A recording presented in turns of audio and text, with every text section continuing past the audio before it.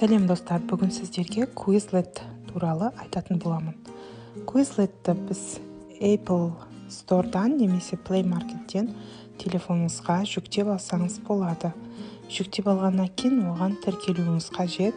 Егер сізде өзіңіздің Gmail'ыңыз болса, онымен де тіркелуге болады, немесе былайша да тіркеле аласыз. Мынау менің тіркелген Gmail'ым. Мінеке тұр. Мынау қолданушы атым Ләззат Базарбаева. Не үшін қолданамыз? Бұны оқушыларға сөздік ретінде қолдануға болады. Тест тапсырмаларын осы арқылы жіберіп отырсаңыз болады. Ол үшін сізге мына жерде сыныптар деген тұр, соның барлығын көру дегенді басамыз. Жоғарыда мына жерде плюс батырмасы тұр, сол арқылы жаңа сынып ашуыңызға болады. Мысалы 9А деген сияқты. Сосын сақтаймыз. Осы жерге мынау сет екле деген жерді басу арқылы тапсырмаларын жасауыңызға болады. Мына жерде жаңадан сет жасау дегенді басып тапсырманы жасаймыз. Мысалы, мен өзім жемістерге жасағымыз келсе,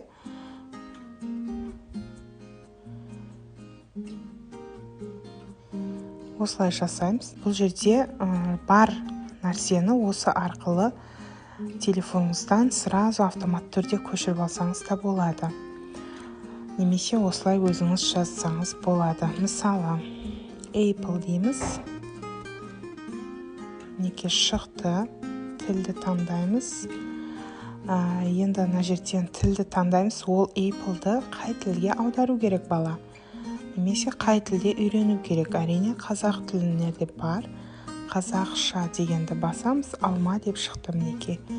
Немесе алмұрт тек қазақшасы алмұрт мінеке шықты. Қосымша егер қосатын болсаңыз, қосып кете бересіз. Мысалы, қандай алма бар, жемістер бар. Cherry.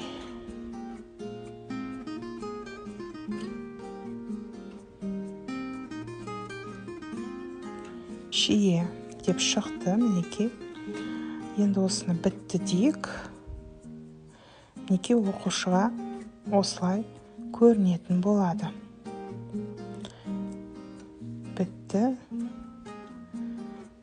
Мінеке, енді бұны ашып көреміз. Мынаны ашамыз. Бірінші оқушы түсінеді. Apple – алма, pear – алмұрт, cherry – шие деп. Немесе мына жерден тыңдай алады. Apple, pear, cherry. Осылай тыңдай алады. Егер ұнаса, бұлай жұлдызша қойылады. Осы жерде тест батырмасы бар, Сол тест арқылы сіз оқушылар өз білімін жасай алады. Мына жерге Apple деп жазады.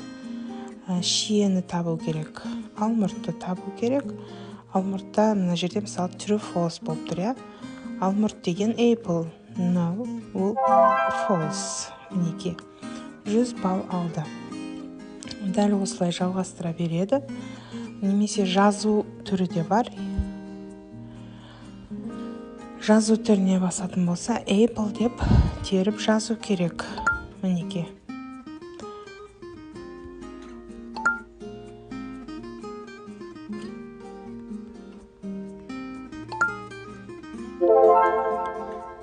Осылай жалғастыра берді.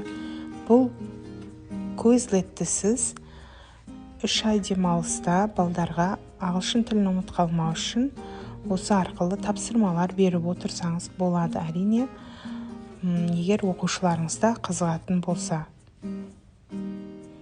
Менің өзімнің оқушыларым қызығады, осындай тапсырмаларды беріп отырам деп жоспарлап отырмын. Сұрақтарыңыз болса, астына жазыңыздар, жауап беремін.